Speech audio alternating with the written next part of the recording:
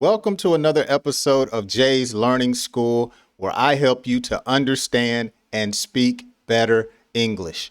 On today's episode, we're going to learn how to describe allergies in English. Now, before we get into the episode, make sure you go down and hit that red subscribe button or the white subscribe button now if you're not a subscriber, and hit that notification bell so when I release a new video, you can be notified throughout the week. And if you learned something, if you enjoyed the video, please smash that like button, as that will help the channel. I really appreciate it. So let's get into it. Allergies happen to people, or people suffer from allergies throughout the world. Some people have allergies when it comes to things like pollen. Pollen comes from plants and it irritates a number of people, and we'll talk about that later in the lesson. Then you have some people that have allergic reactions to different things that they may eat, whether it be a fruit, whether it be a vegetable, whether it be a seafood, and they have an allergic reaction. So when it comes to you speaking in English, you need to know how to describe these different scenarios. So for the first example, if you are dealing with something that is causing you to have an allergic reaction, your nose may itch. And so you may say, I have an itching nose. Okay. Some people are allergic to dust. And so when dust mites come around, you may start having a nose itch and your nose is being irritated. Okay, and so you can describe to someone that you're uncomfortable by saying, I have an itchy nose. Now, you also might talk about having a runny nose. A runny nose, of course, is when mucus is coming from your nose, and it's very unpleasant to be around someone or to touch someone's hands. But these are different reactions that we have when we are allergic to different things. So pollen, different nuts or fruits may cause an allergic reaction and cause you to have a runny nose. For instance, here where we are now, or where I am now in the state of Georgia, in the wintertime, it can get 40, 30, 20, and sometimes in the teens. And if we're having a cold day and it's 40 degrees, 30 degrees, oddly, we'll have days in the winter where the temperature will shoot up to 60 or 70 degrees, and it will cause me or other people to have a runny nose. Okay.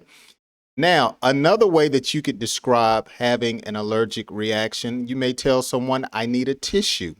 I need a tissue. Why would you need a tissue? Because your nose is running. All right. So I need a tissue. You also may say to someone, I need a handkerchief. A handkerchief is something that I carry around with me often in my pants pocket or in my coat pocket. A handkerchief is simply a small piece of cloth that you use to wipe sweat off your brow, off your forehead, or you use it to blow your nose. And so you may tell someone, I need a handkerchief.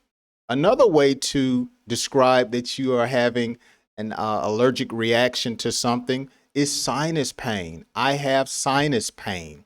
Sinus pain is very irritable as it applies or causes pressure right up in this area of your head. So you have sinus pain. Another way that you could describe or talk to someone that is having an allergic action and you may want some relief, you may say, I need an aspirin. I need an aspirin.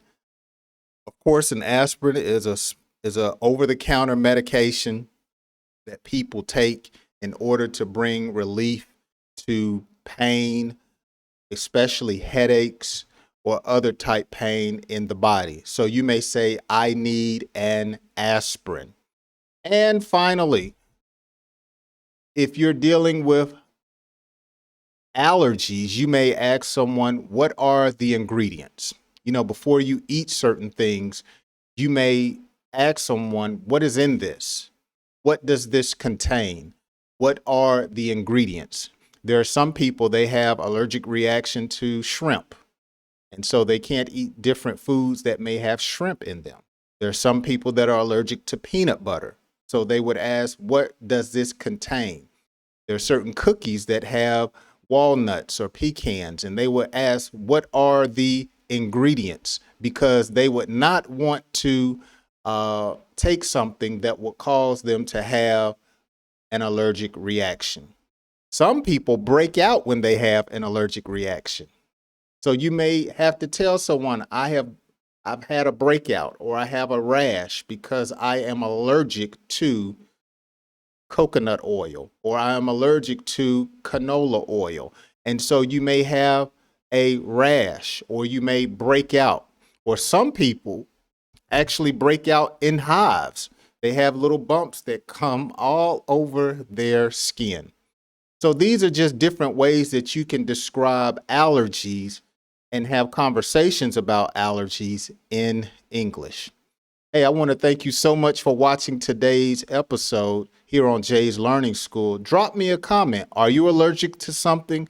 Let me know down in the comment section.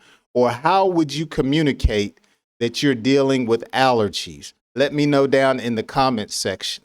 Be sure to like and subscribe to the video, as well as subscribe to the channel. That would really help me out.